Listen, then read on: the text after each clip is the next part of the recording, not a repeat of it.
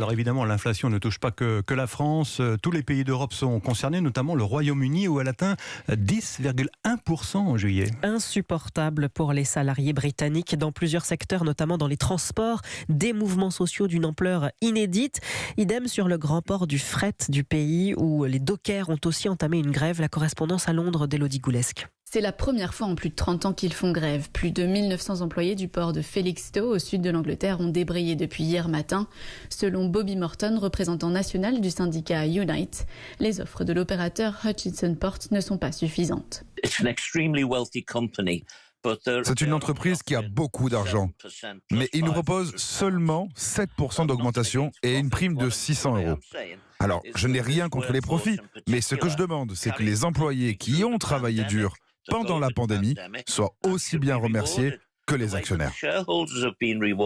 Les syndicats demandent notamment une hausse des salaires ajustée à l'inflation. En juillet, cette dernière a dépassé les 10%, un record depuis 40 ans. La grève des dockers devrait durer 8 jours et pourrait provoquer des problèmes d'approvisionnement. Le port de Felixstowe reçoit 50% des conteneurs qui arrivent au Royaume-Uni, y compris certains de produits frais distribués à travers tout le pays. Ce mouvement rejoint ceux déjà nombreux d'autres secteurs. Les employés du réseau ferroviaire britannique ont entamé leur 6e grève depuis le mois de juin et devraient être suivis par les éboueurs ou encore les avocats. Londres, Élodie Goulesque.